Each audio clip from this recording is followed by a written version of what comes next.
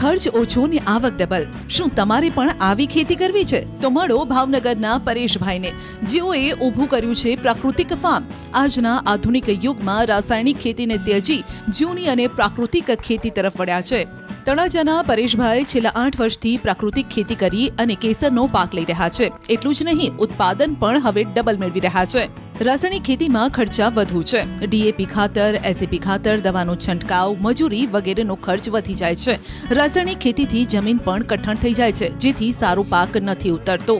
પરેશભાઈનું કહેવું છે કે તેની સરખામણીમાં પ્રાકૃતિક ખેતીનો ખર્ચ ઓછો છે, જમીન પણ ફળદ્રુપ રહે છે અને પાક સારો ઉતરે છે। હું ખાસ કરીને કેસર કેરીનું અહીંયા ખેતી કરું છું। મારે 450 આંબા છે, એ કેસર કેરીના આંબા છે। અને અહીંયા આપ જોઈ રહ્યા છો કે હું સુભાષ પાલેકર પ્રાકૃતિક ખેતી કરવા જઈ રહ્યો છું।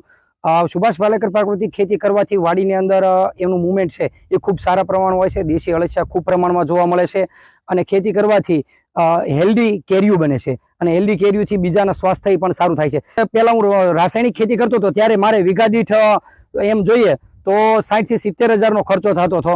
હાલમાં મારે વીઘા દીઠ છે એ માત્ર આખા વર્ષ દરમિયાન 500 થી 700 રૂપિયા જીવામૃત બનવાનો જે ખર્ચો થાય છે એ થાય છે। એવું નથી કે પરેશભાઈ પહેલેથી જ પ્રાકૃતિક ખેતી કરે છે, પરંતુ તેઓ પણ પહેલા રાસાયણિક ખેતી કરતા હતા। તેમાં ખર્ચ વધુ થતો અને આવક ઓછી, પરંતુ જ્યારથી પ્રાકૃતિક ખેતી વિશે તેઓએ ઊંડાણમાં અભ્યાસ કર્યો ત્યારથી તેઓને આ જ રીત ઉત્તમ લાગી। પરેશભાઈએ વર્ષ 2018થી પ્રાકૃતિક ખેતીની શરૂઆત કરી। પોતાના 10 વીઘા ફાર્મમાં આંબાનું વાવેતર કર્યું ને એક ગાય વસાવી। આજે તેમની પાસે 14 જેટલી ગાય છે, એટલે કે ખેતી સાથે હવે પશુપાલન પણ તેઓ કરી રહ્યા છે। આ જ કારણે આજે તેઓ 3 એવોર્ડ જીતી ચૂક્યા છે અને હવે તેમની કેરી દેશના સીમાડા વટાવી વિદેશ સુધી પહોંચી છે। પ્રાકૃતિક ખેતી કરવાથી માનનીય મુનિમ રાજ્યપાલ થકું મને 3 વખત વિવિધ સ્થળોએ એવોર્ડ પણ મળેલો છે અને મને ગર્વ છે કે મારી કેરી છે એ રાજ્યપાલ ભવન સુધી પહોંચી છે। ઇન્ડિયા બાદ તમારી કેરી વેચાય? જી હા, યુકે ની અંદર આ વર્ષે મારી કેરી ગઈ છે, ગયા વર્ષે પણ કેનેડાની ઈ સાઈડ ની અંદર મારી કેરી ગયેલી છે।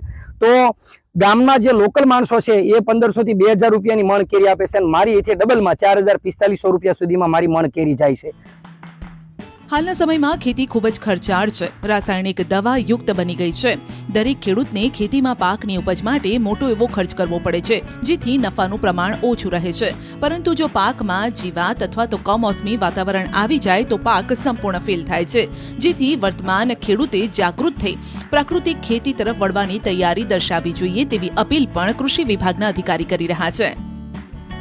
રસાયણ વગર કેરી પકાવતા ઘણા બધા ખેડૂતો અત્યારે પ્રાકૃતિક ખેતી તરફ વળ્યા છે। ખાસ કરીને જોઈએ તો એમાં જીવામૃત છે, ઘન જીવામૃત છે, પછી જે આપણે જૂના જમાનામાં જે પદ્ધતિથી અપનાવતા હતા, માનો કે લીમડાનું તેલ છે, 10 પરની અર્ક છે, નીમ ઓઇલ છે, આ બધાથી ખેતી કરી અને જે કેરી પકાવવામાં આવે છે એનો અત્યારે માર્કેટમાં ખૂબ જ ક્રેઝ છે। આમ જો અન્ય ખેડૂતો પણ રાસાયણિક ખેતી છોડી પ્રાકૃતિક ખેતી અપનાવે તો જમીન પણ સ્વસ્થ રહે અને માનવ શરીર પણ।